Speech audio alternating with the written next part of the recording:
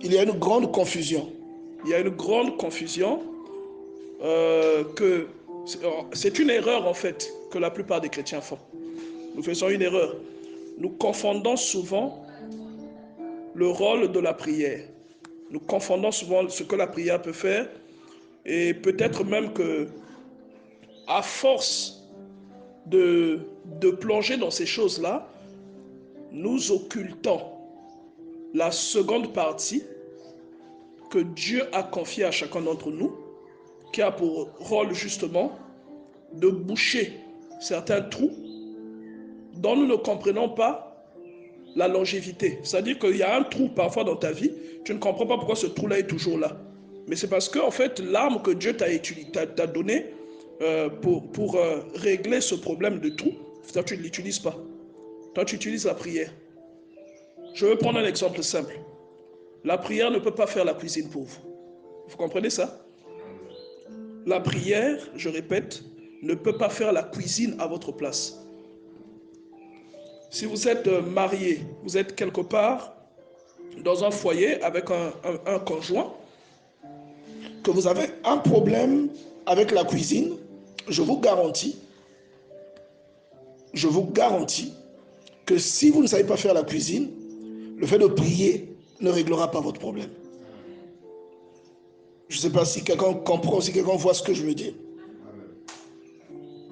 Alléluia.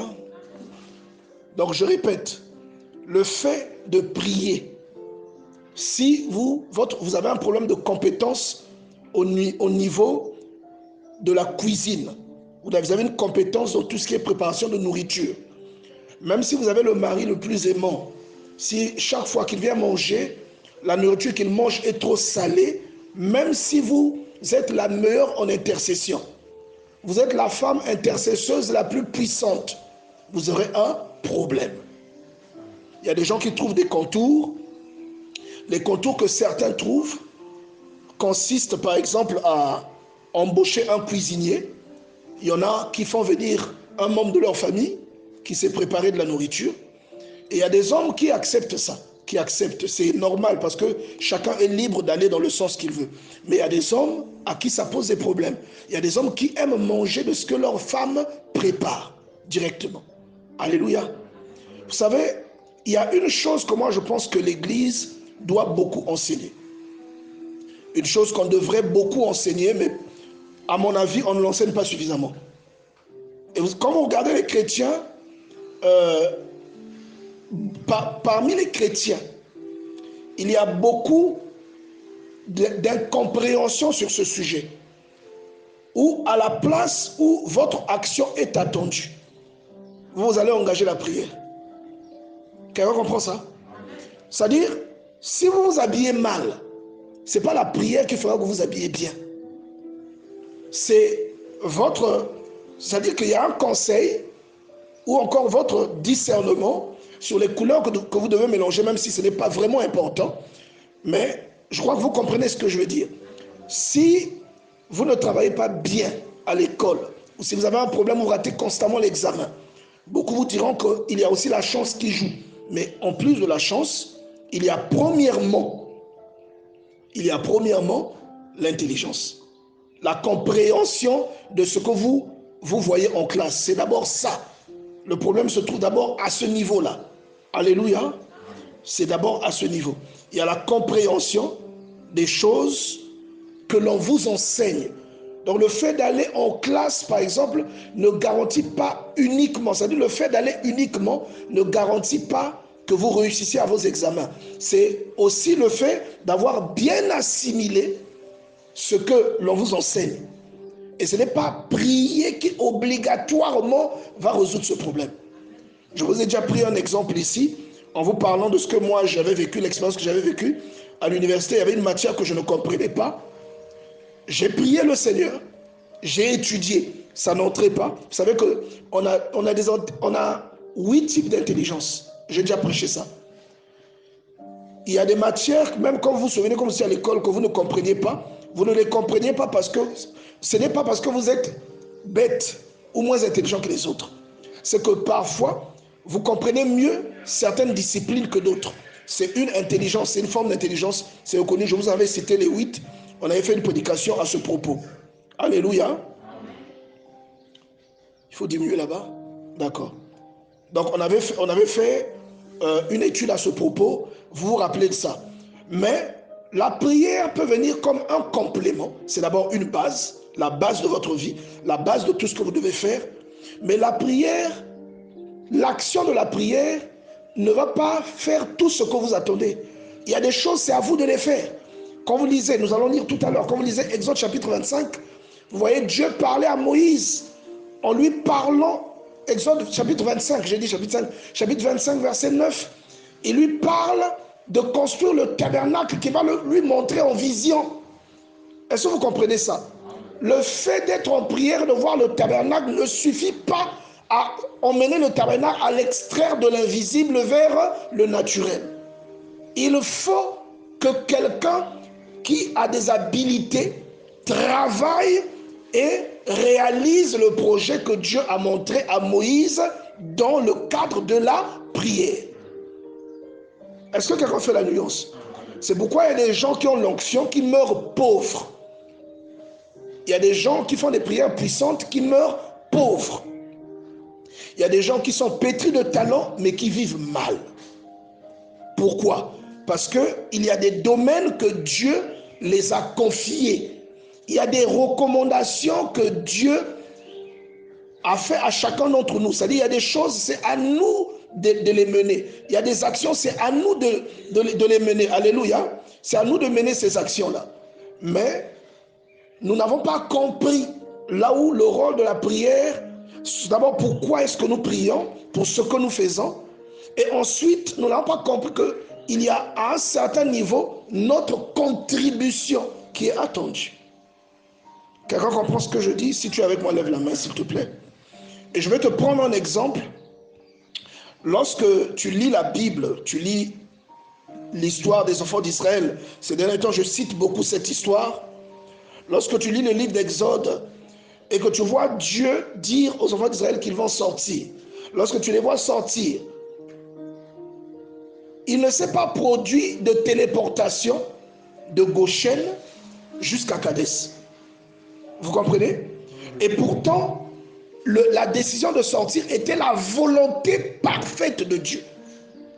C'était une promesse que Dieu avait faite à Abraham. Est-ce que quelqu'un comprend ça? Il y a des promesses que Dieu t'a faites. Mais toi, tu es assis sur le canapé avec la télécommande et tu attends que les promesses là s'accomplissent. Tu risques d'attendre ces promesses, elles ne s'accompliront pas. Tu diras que Dieu avait menti, mais la Bible te dit que Dieu ne ment jamais. Quelqu'un comprend ça? Le jour où Saül a ordonné qu'on aille chercher David sur son lit, afin de l'emmener devant lui, si David ne s'était pas enfoui, s'il n'avait pas d'abord fait un stratagème avec sa femme, qui était la fille de Saül, pour mettre un téraphim à la place, pour qu'on croie que c'est David qui dormait parce qu'il était malade, ça lui laissait le temps de s'enfuir déjà. David serait mort ce jour-là. Il y a un adage qui dit « Aide-toi et le ciel t'aidera ». Vous comprenez ça? Donc si David n'avait pas fait cette stratégie, il était resté là en train de prier, en train d'invoquer Adonai. On lui aurait coupé la tête. Il serait arrivé devant Adonai. Adonai lui aurait dit, tu es bête. Est-ce que vous comprenez? Permettez-moi un peu cet abus de langage. Ce n'est pas pour mal parler, pour mal illustrer le patriarche, un grand roi. C'est pour nous emmener à comprendre.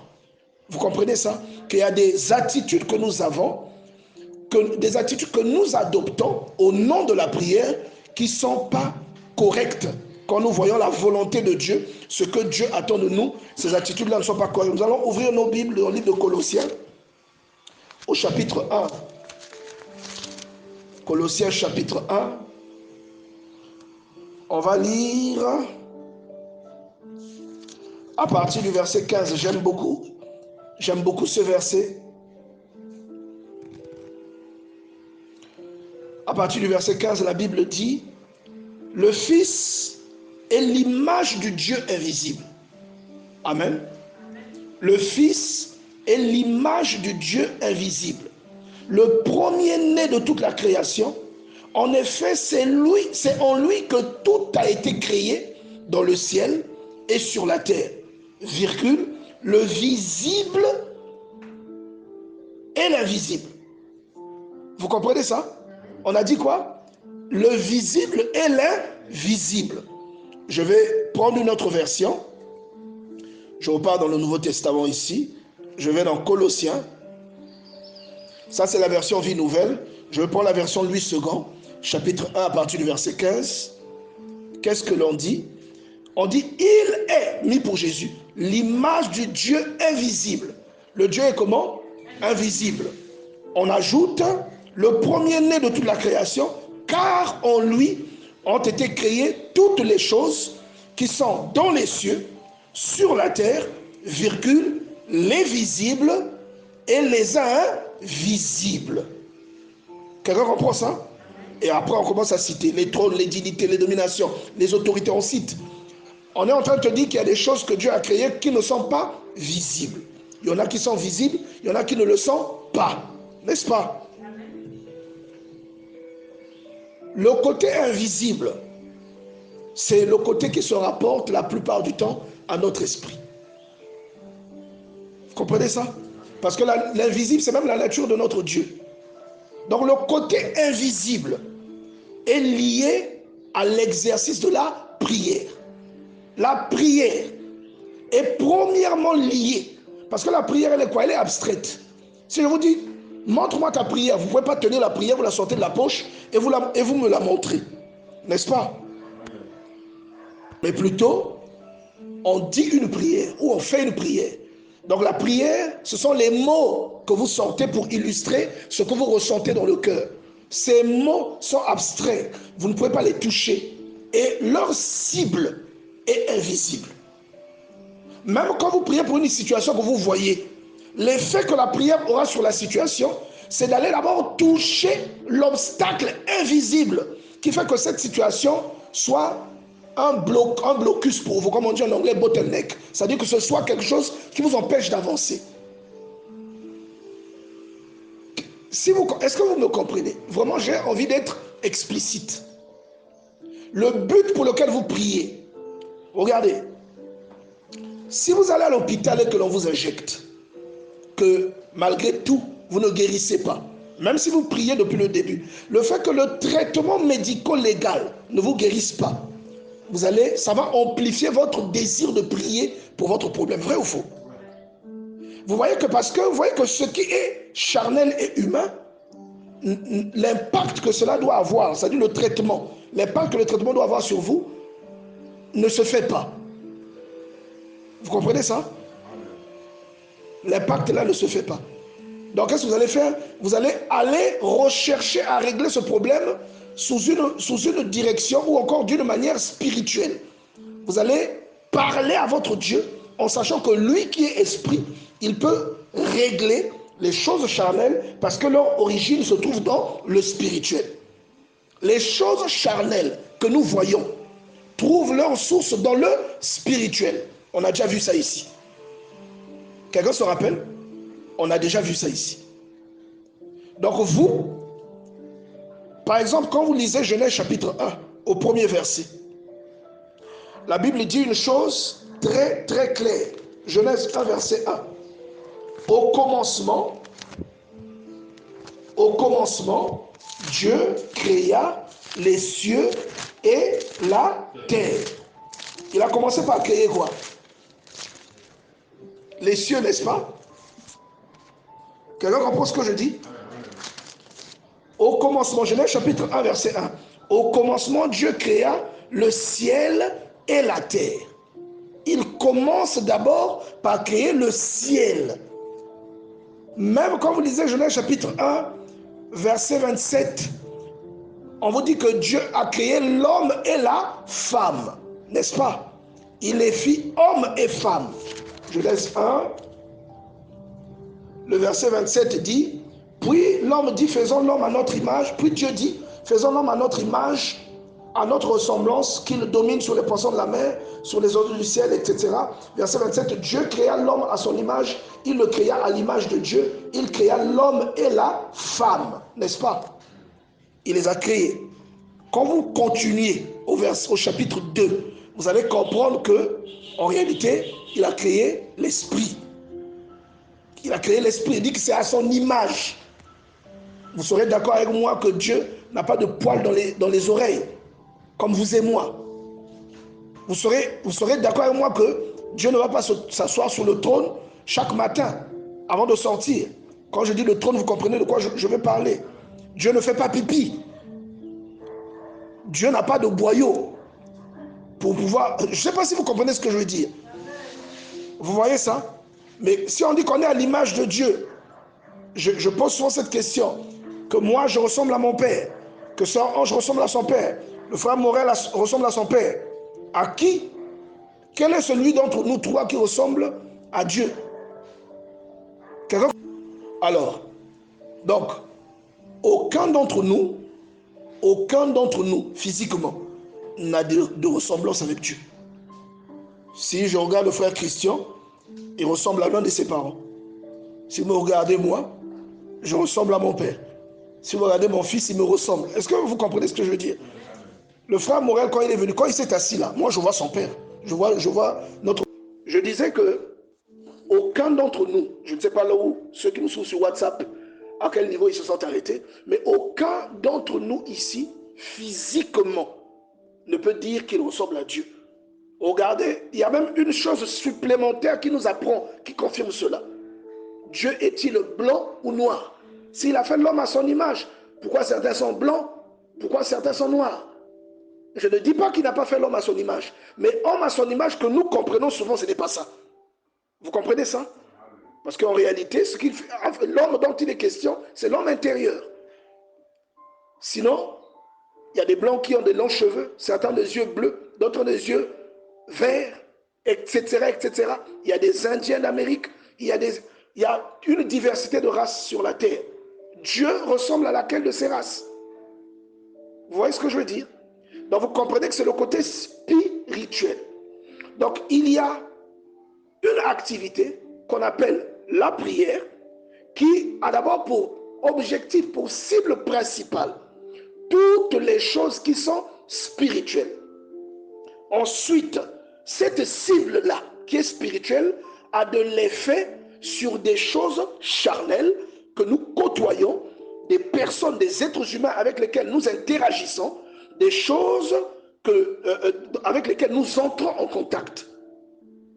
Il peut avoir un problème, je suis convaincu que je peux avoir un problème à mon travail, je vais prier le Seigneur, ce problème peut s'atténuer et tourner à mon avantage.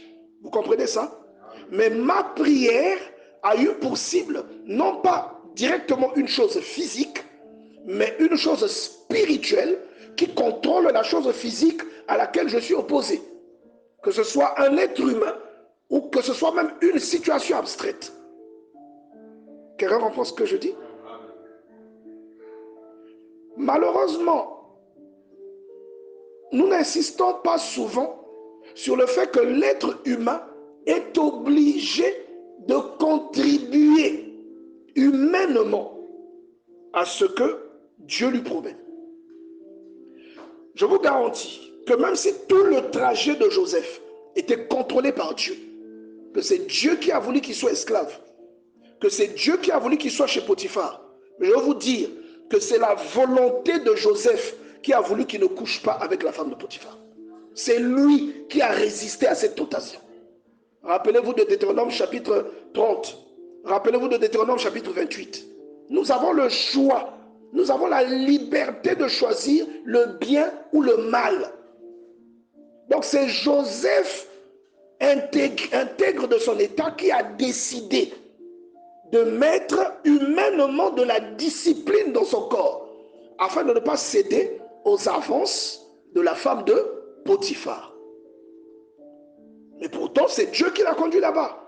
Mais Joseph a contribué avec son intégrité à faire marcher le plan de Dieu dans la bonne direction. Tout comme la haine de ses frères a contribué à mettre en route le plan que Dieu avait préétabli. Dieu a instrumentalisé la haine Ce n'est pas Dieu qui les a inspirés à être méchants. Ils étaient méchants et mauvais. Maintenant, Dieu n'a fait que transformer cette méchanceté pour qu'elle produise, n'a fait qu'utiliser cette méchanceté pour qu'elle enfante quelque chose de bénéfique. Dieu est souverain. Vous comprenez? Comme Judas. J'entends certaines personnes dire non, il faut normalement acclamer Judas. Sans lui, nous ne serons pas sauvés. Non, Judas est victime de sa cupidité. Et Dieu voit la cupidité de Judas. Dieu étant en dehors du temps, voit la cupidité de Judas avant même que Judas n'existe. C'est pourquoi dès le départ, Jésus sait que Judas va le trahir. Il est victime de qui il est. Et Dieu ne fait qu'associer ça à son plan pour que son plan aille là où il doit aller. Vous comprenez, non? C'est cela. Donc, deuxième élément, Joseph se retrouve en prison. C'est de la main de Dieu qu'il se retrouve en prison. On est d'accord? Il y a des malheurs qui t'arrivent. C'est Dieu qui laisse arriver ces malheurs. C'est de la main de Dieu que Joseph arrive en prison. Parce qu'il doit y rencontrer un fonctionnaire de Pharaon. Mais c'est la diligence de Joseph. Alléluia. Il faut écrire ce mot, diligence, si tu peux l'écrire. C'est la diligence de Joseph qui fait qu'il se fasse remarquer plus tard par Pharaon. Pourquoi je parle de sa diligence? Parce que si Joseph était amer du fait qu'il se soit retrouvé en prison sans le mériter, il n'aurait pas pris le soin d'interpréter les rêves que les fonctionnaires de Pharaon lui avaient soumis. Nous connaissons tous ces serviteurs de Dieu qui deviennent amers parce qu'ils vivent des conditions difficiles. Ils ne veulent même plus recevoir les gens pour prier pour eux. Moi, j'en ai connu. Vous allez pour la prière, on vous dit, je ne prie pas pour vous. Il n'y a rien qui marche dans ma vie. La personne est amère, elle n'a pas compris. Elle ne sait même pas que ce qui doit marcher est lié au fait qu'elle prie pour les gens. Vous voyez ça? Donc si Joseph était amer, si Joseph était aigri, même que l'autre qui allait être rétabli, que Joseph était aigri du rétablissement que Dieu a annoncé dans la vie de l'échanson, je vous garantis que s'il y avait cette aigreur, Joseph n'aurait pas donné cette interprétation. Joseph a contribué. Donc lorsque Dieu établit quelque chose pour vous, qu'il vous conduit, il y a une contribution qui est attendue de vous humainement. Il y a des choses que la prière apporte, mais il y a des choses que vous devez apporter. Alléluia. Il faut vraiment que le Seigneur nous parle de ces choses aujourd'hui parce que beaucoup demeurent dans des situations précaires.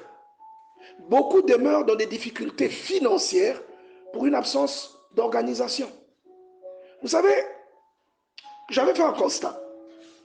Vous pouvez gagner beaucoup d'argent. Si vous n'êtes pas organisé, avant la fin du mois, vous vous retrouvez avec 0 francs. Qui a déjà expérimenté ça? On est tous passés par là. Et je rends grâce à Dieu pour votre sincérité. On est tous passés par là, même moi. Tu dis, mais comment je gagne tant? Mais avant la fin du mois, j'ai des soucis. C'est un manque d'organisation. Parce qu'on pense à tort que le fait que nous prions va nous préserver ou va conserver notre argent. Non. Quand vous allez, que vous payez un paquet de biscuits, votre argent est décrémenté. Vous comprenez ça? Lorsque vous vous organisez pour que cet argent produise quelque chose, vous investissez dans un actif, votre argent s'incrémente. Ce n'est pas la prière qui fait ça. Et j'ai envie de vous citer beaucoup d'exemples. Quand nous allons dans Genèse chapitre 30, on vous raconte comment Jacob, bien aimé dans le Seigneur, est allé chez son oncle, comment il a travaillé pendant 14 ans pour pouvoir se marier, et il a travaillé pendant 6 ans pour pouvoir s'enrichir. Il n'a pas fait des jeûnes et des prières pour s'enrichir. Il s'est enrichi par le travail. Est-ce que quelqu'un comprend ça? Il n'a pas fait de programme de Triduum ou de Neven. Il n'a pas prié pendant des semaines pour s'enrichir. Vous comprenez ça? Vous pouvez prier pour que Dieu vous ouvre l'intelligence afin que vous sachiez gérer. Mais vous n'allez pas prier pour que Dieu multiplie l'argent que vous avez dans la poche, que l'argent commence à se multiplier. C'était 100 francs, ça devait être 200. Non. C'est même, Dieu n'est pas pour la paresse et la facilité, vous le savez. Dieu n'est pas pour la paresse et la facilité. Dieu a établi le monde avec des lois. Dieu a établi, c'est lui qui a créé les lois. Qu'il faut planter, après il faut arroser, après il faut attendre que ça pousse, après il faut attendre que ça mûrisse, que ça porte du fruit, et ensuite que le fruit la mûrisse. C'est Dieu qui a établi toutes ces lois-là. Quelqu'un comprend ça? Donc l'une des plus grandes erreurs de plusieurs prieurs, de plusieurs croyants, est de confondre le rôle de la prière avec leur propre rôle, avec le rôle de leur intelligence, avec le rôle de leur disposition naturelle, avec le rôle de leur talent, avec le rôle de leur compétence. Votre compétence, c'est votre compétence. Ce n'est pas pour rien que Dieu vous la donne. Vous comprenez ça? La prière, c'est la prière. Elle est dédiée et elle est, comment on va dire ça? Elle nous est donnée comme une arme pour un certain rôle. On va dire ça comment?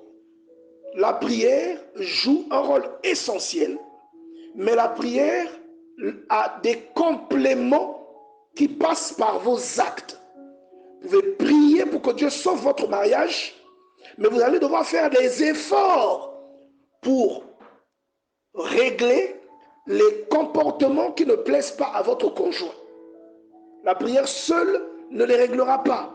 Si vous êtes paresseux et que ça pose des problèmes à votre conjoint, même si vous priez pendant 1000 ans, le problème là ne se réglera pas. Vous comprenez ça? Si vous vous habillez mal, parce que c'est surtout les femmes, nos sœurs, lorsque vous êtes courtisés, lorsque le frère vient vers vous, vous êtes toujours pimpante, toujours jolie. Lorsque le bien-aimé vient pour manger, vous l'invitez à manger à la maison, vous préparez bien. Le dernier cri du Sagasaka préparé avec beaucoup d'amour. Mais curieusement, lorsque vous êtes dans le foyer,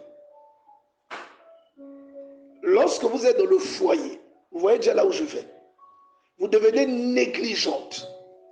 Le plat avec lequel vous l'avez attrapé, parce qu'il vous avait dit, moi j'aime beaucoup les côtes, et vous étiez en train de préparer les côtes chaque fois pour le séduire. Quand il est dans la maison, quand il vous dit, chérie, j'ai envie de manger les côtes, comme ça, dire, ce n'est pas côte anguille, mais que des ndunda. Vous commencez à raisonner comme ça. Le jour où lui, il en a marre, et qu'il veut en découdre, si vous priez, la prière ne vous sauvera pas de ça. S'il se tourne dans une autre direction, prier ne suffira pas. Il va vous falloir régler ce problème. Il va vous falloir retourner vers ce que lui, il aime. Vous comprenez ça? S'il n'est pas satisfait de votre vie intime, parce que chaque fois, vous mettez des cadenas, et ça commence à mettre des fissures dans votre mariage, même si vous allez voir le pasteur, même si c'est le pape qui vient lui parler, c'est Dieu qui a créé en lui les hormones pour lesquelles ce devoir conjugal-là est requis. Si vous ne corrigez pas ce problème, même si c'est le pape qui vient prier pour lui, votre problème ne sera pas résolu. Vous comprenez ça? Le problème ne sera pas résolu. On va lire le livre d'Exode au chapitre 36. Je repars dans l'Ancien Testament. Exode, chapitre 36, à partir du premier verset. Regardez bien ce que le Seigneur est en train de dire ici. Exode 36, verset 1. Il dit, Betsalil, Oholiab et tous les habiles, tous les hommes habiles, en qui l'Éternel avait mis de la sagesse et de l'intelligence pour savoir et pour faire exécuter les ouvrages destinés au service du sanctuaire selon tout ce que l'Éternel avait ordonné. Verset 2. Moïse appela Betsalil, Oholiab et tous les hommes habiles dans l'esprit desquels l'Éternel avait mis de l'intelligence. Tous ceux dont le cœur était disposé à s'appliquer à l'œuvre pour l'exécuter. Ils prirent devant Moïse toutes les offrandes qu'avaient apportées les enfants d'Israël pour faire les ouvrages destinés au service du sanctuaire. Chaque matin, on apportait encore à Moïse des offrandes volontaires. Ici, on est en train de nous parler du tabernacle, de la construction du tabernacle. Si je descends au chapitre 25, au verset 9, la Bible dit, verset 8, « Ils me feront un sanctuaire et j'habiterai au milieu d'eux. Vous ferez le tabernacle et tous les ustensiles d'après le modèle que je vais te montrer. » C'est Dieu qui parle à Moïse. Il dit à Moïse, je vais te montrer un modèle du tabernacle que je veux que vous me bâtissiez.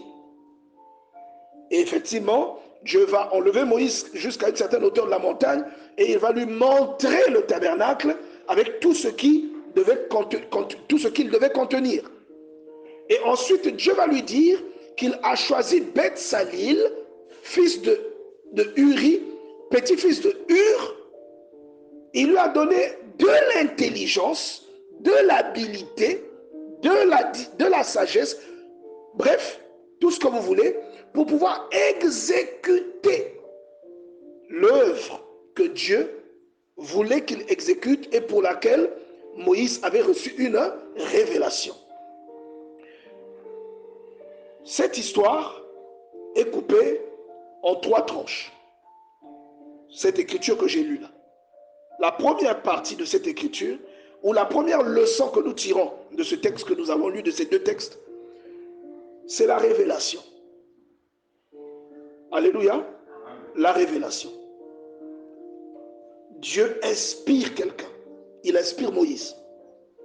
Tout comme Dieu peut inspirer le frère Morel. Les films qu'il fait, ça ne vient pas de lui.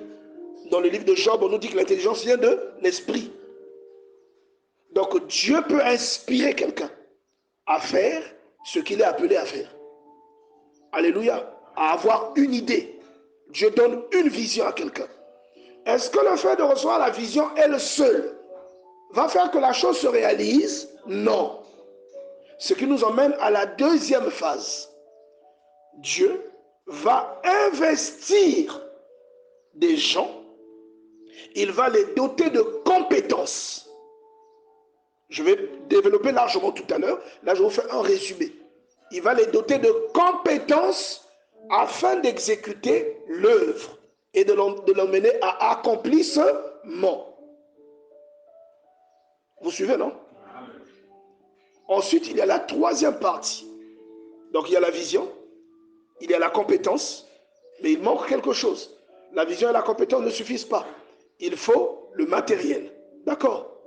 Pour que le matériel soit fourni, il faut des ressources financières ou de la libéralité. Vous comprenez ça? Donc, l'œuvre, là, le tabernacle, est bâti, 1, grâce à la vision, 2, grâce à la compétence, 3, grâce aux ressources. Et derrière les ressources, il y a la libéralité, parce que c'est bâti essentiellement avec ce que les gens apportent pour que ça soit bâti.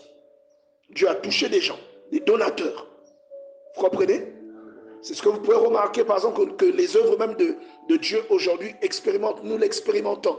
Il y a des gens qui nous offrent des choses, d'accord? Afin de mener à bien l'œuvre, afin de continuer d'avancer.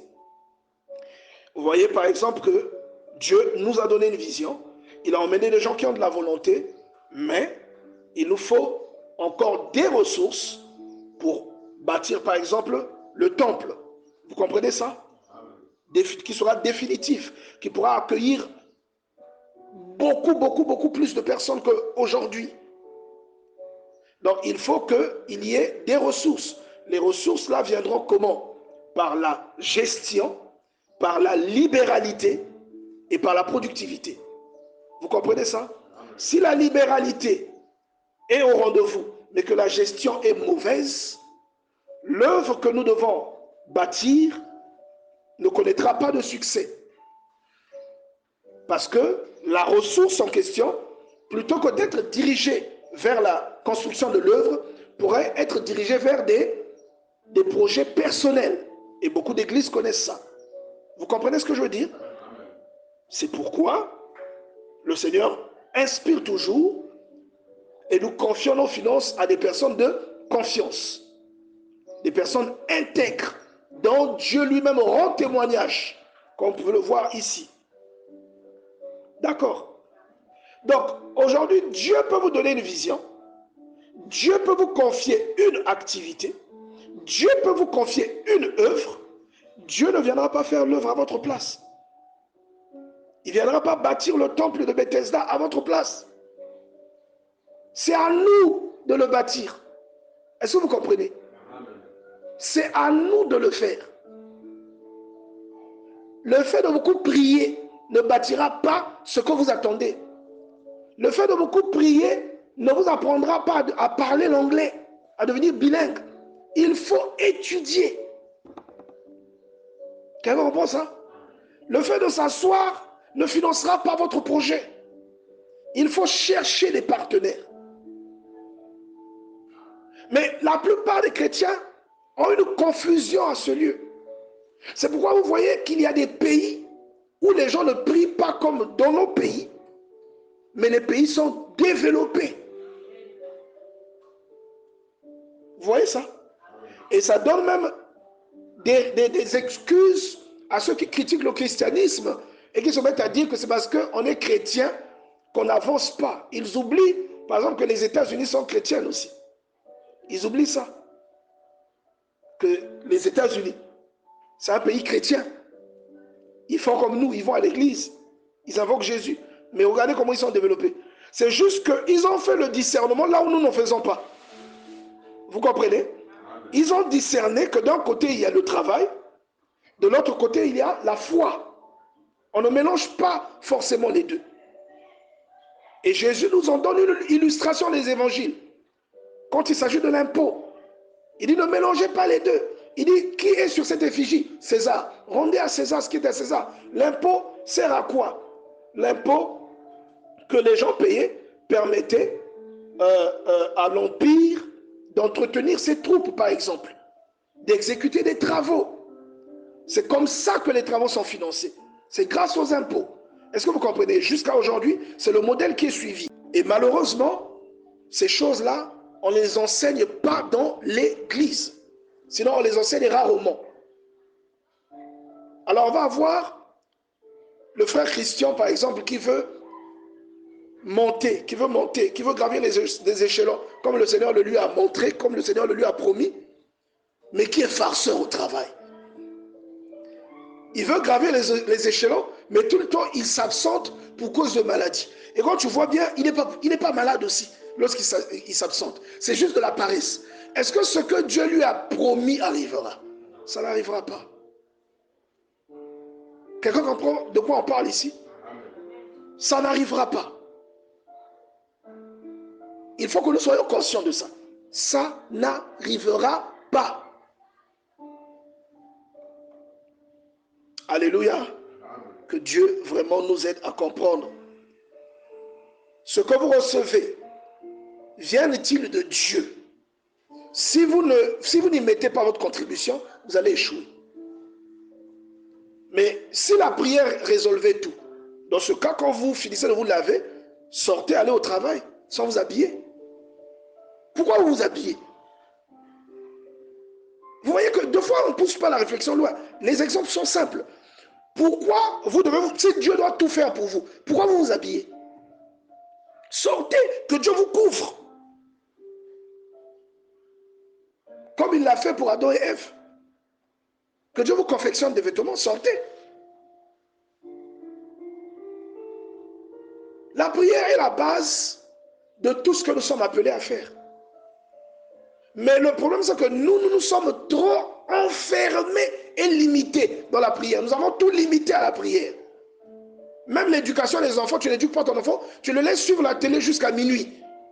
Mais tu pries, Seigneur, permets que mon enfant soit préservé des pièges de l'immoralité. Comment est-ce qu'il sera préservé des pièges de l'immoralité si toi-même tu ne veilles pas sur lui?